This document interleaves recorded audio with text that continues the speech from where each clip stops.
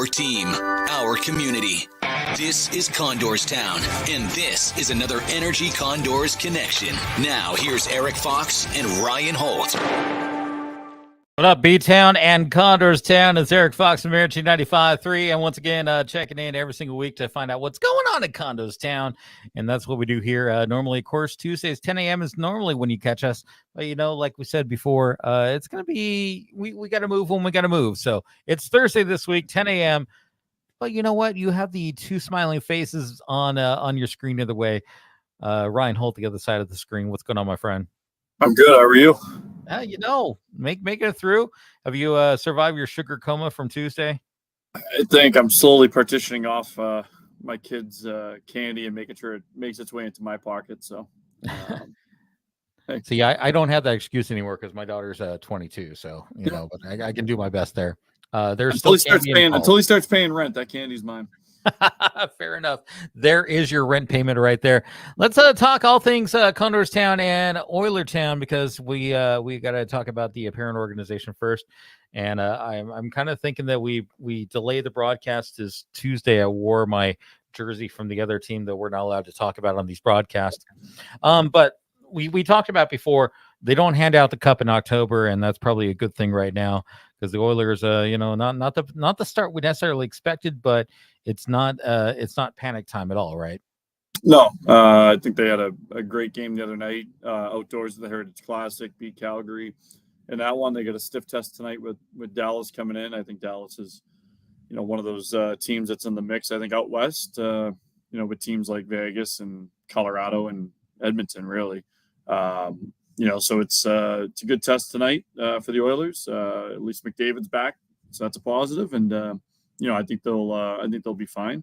You know, good to see Vinny Desharnais score his first NHL goal the other night outdoors, so that was pretty cool. So a Condors alumni getting a goal out there. Evan Bouchard scored as well too, another Condors alum. So you know, some cool things. We had a watch party here in Bakersfield for that game over at the Boulevard, so that was fun. And nice. You know, just to have you know, alum score like that, especially Vinny. You know, it's a big time fan favorite here. Obviously, was here for a number of years and kind of earned his way up to the NHL. Unlike, you know, not that first and second rounders don't earn their way to the NHL, but it's always good when you get an underdog story like that, especially to score a goal like that in front of 60,000 people outside. That's pretty memorable. We always talk about the Battle of Alberta, which for some people who maybe don't connect up as much with the big league hockey, I always equate it to the Freeway Series down here, where it's like when you got the LA and the Anaheim teams battle each other, either baseball or hockey, where like that rivalry, just that it's to a probably tenfold of what we deal with that when you got both Calgary and Edmonton playing together.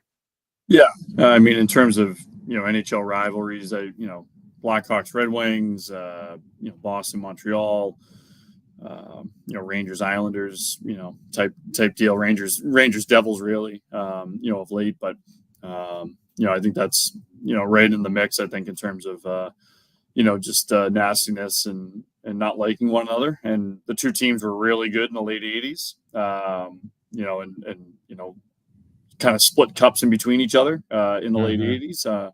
You know, after the Islanders run there in the early '80s, and then you know, it kind of tailed off a little bit, but it's definitely picked up steam here. You know, of late, the Oilers have been good. Obviously, the last couple of years, Calgary's been in the mix. The last couple of years, they've had a playoff series. You know, a couple of years ago, you know, they kind of added fuel to the fire, I think, and you know, I think you're seeing it. You know, kind of a new iteration now. And Calgary, I think they're going to be a team that struggles this year, and they've struggled out of the gate. You know, but I think that was a big game for both teams, and it was good to see the Oilers come out on top. Well, let's keep talking, because we always want to keep moving forward with Edmonton. They have the Stars tonight. I mean, what are the steps in which is kind of needed? Because I mean, it has not been the start they necessarily wanted, but it's not panic mode yet. But obviously, something needs to come into play. What are you seeing? No, I think, you know, you can look at a bunch of, you know, forwards up front that haven't produced the way they've, you know, been accustomed to producing. And I think if everyone just gets back to the level that, you know, they're accustomed to playing at, I think they're more than fine. You know, I think Evander Kane's been very good of late. You know, obviously McDavid has another gear, and, you know, he's been battling injuries. So that's kind of the knock right there, I think, in the early couple of games. But I think there's, you know, a whole third line and, you know, bottom five guys now that, you know, really can can elevate their game. Connor Brown was brought in for a reason. He's a guy who's going to score. It's just a matter of when, not if, and and then you're hoping for guys to take another step like Dylan Holloway and Ryan McLeod and those type of players. And if not, there's guys pushing from Bakersfield. Sam Gagne just went up this week.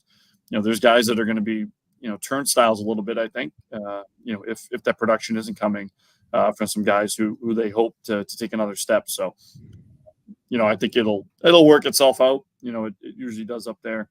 Obviously just not the.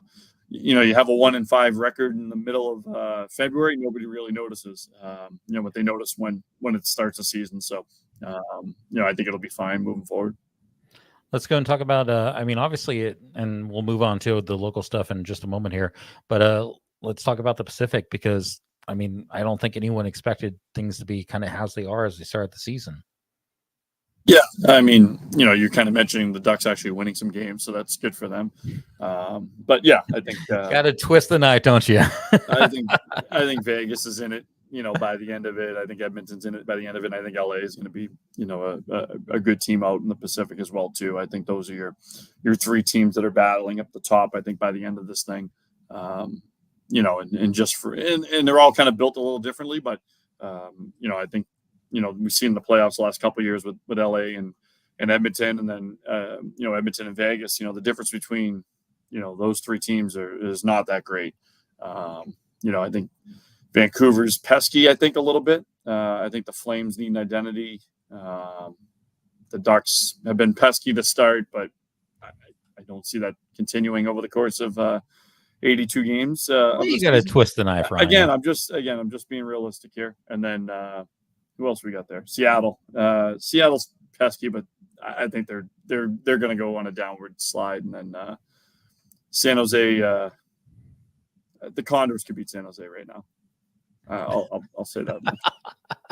No mixing of words. I love that Ryan when he gets the hot takes like that. So let's go and talk about. It's bad from top to bottom there. It's fine, the whole thing needs a gut. It's fine. Let's go and jump into talking about the local stuff. Since the Condors could beat the Sharks, let's go and talk about what Bakersfield has beat, and that was a double win versus Tucson. What were you seeing out there? Yeah, it was a great weekend for the team in Tucson, and we were shorthanded for a lot of it too. We lost, we didn't have Seth Griffith with us. We lost Lane Peterson after one game, Carter Savoy after one game too. So we were playing basically with 9 forwards. So for the guys to go in and get 2 wins on the road, I was talking with James Hamlin last week, and he kind of mentioned these are, you look back on it, when you get to March and you get to April, and you're like, man, we just, we're running out of time here. We need a game. We're only 2 points back, or we need this team to beat somebody. Well, you don't have to say that if you win games early on in the season. You kind of bank those points, put them in your back pocket, and you kind of hold on to it. And same thing in the NHL, right? You look at it now, and Vegas is at 19 points, and the Oilers have 5. And yeah, I know there's a game differential there, but it just looks different, right? So, you have that, I got to make up 14 points, which in the NHL is a lot, but in the AHL, it's really not that much. So the more you can bank early on in the year, the more you can kind of get up on teams early in the year is a positive. And, you kind of, separate yourself from Tucson a bit by beating them twice on the road, and, it's going to be a tough stretch of games coming up here, but, this team is, make no mistake, it's a playoff team. It's a top 3 team, I think, in my mind. It's a team that's battling for a regular season division crown by the end of this thing. Just on paper and what I've seen, and I watch as many games as anybody. So, I think it's a good team that is going to face some tests here. Coachella's really good. Calgary is really good. Abbotsford, I'll put them in the pesky category. I don't think they're really good, but I think they can beat you. And then Henderson, I'm kind of surprised with, but I'll keep them in the pesky category. I don't think they're quite good yet. I think they're pesky. Well, let's talk about peskiness, and by saying, hey, let's slow down and go game by game here, because you're kind of jumping ahead on my Post-it note in front of me. But let's go and talk about, first of all, we got the home game before we got the big road trip versus Coachella Valley, where we opened with them, right, this season? Yeah, and something's got to give, right? Exactly. So what are you seeing as we prepare for that game?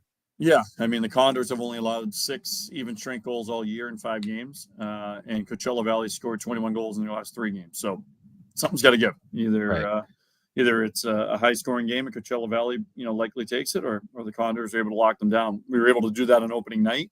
Again, probably catching a team out of training camp, etc. But this is it's a talented Coachella Valley team. They didn't really lose much from last year.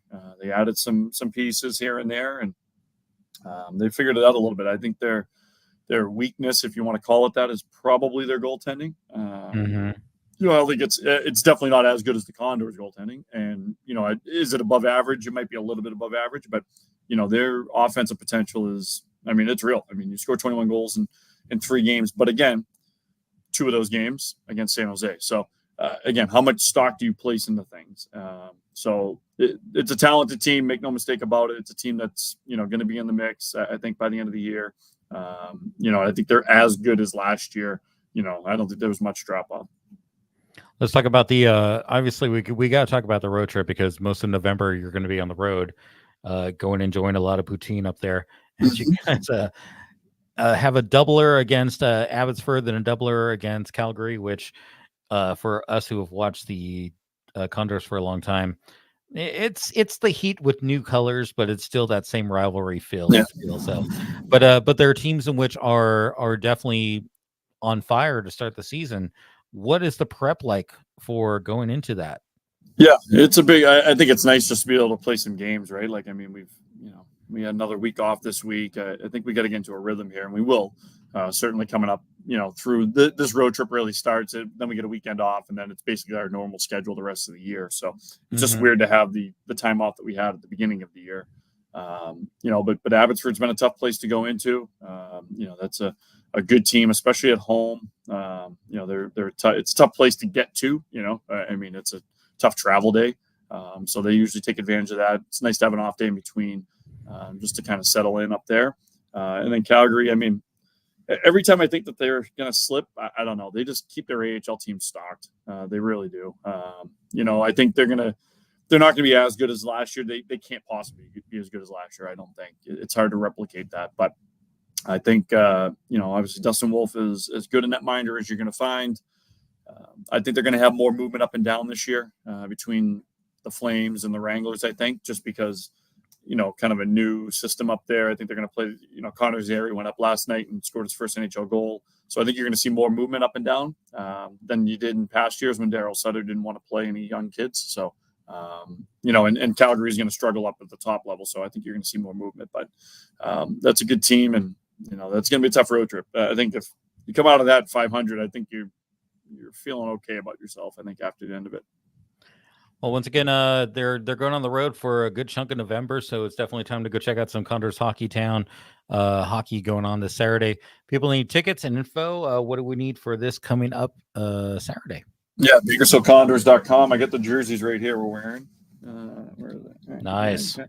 Yeah, so pretty cool. And of course, you have one set aside for me, which is very nice of you. Yeah, and then, the backside over there you go. So awesome jerseys. We'll auction those off. We'll have some of them in arena on Saturday. Most of them will be online on our website and through our app for a week after. So if you can't make the game, you can still get your hands on one of the jerseys. And looking forward to raising some money and looking forward to honoring our veterans this Saturday. So 7:00, doors open at 6, and should be a lot of fun. Thank you, everyone who has served our country. Do you want to? I have it on my note here. Player of the week. Yeah. Sometimes CondorsTown does not get the love that sometimes it feels like we deserve, but we do get some love. So want to give some props.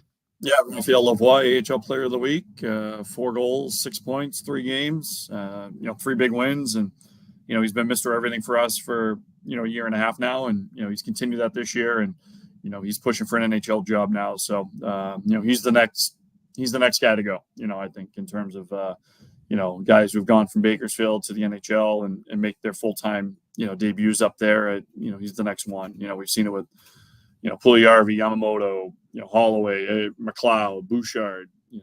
Raft's the next one, and it's been great to watch him the last 3-4 years. How long we'll have him for the remainder of the season, we'll see. But that's why you need to come Saturday and see him. Exactly. Once again, 7:00 puck drop this Saturday in CondorsTown. And then next Tuesday, we'll be talking about that big road trip that's going to be so vital for the Condors moving forward. So that's going to be a fun time to talk, and also talk about what you're looking forward to enjoying gastrally up there on the north side of the border. I'm sure there might be a little poutine involved, but we'll see what that's all about. There's plenty of kokanees, and that's all that matters. Ryan Holt from the Vegas Condors. My name is Erik Fox from Alpha Media and Energy 95.3. Every single week, we connect you up with all things CondorsTown, and of course, get you connected up right here with Energy 95.3 and your Bakersfield Condors. See you next time.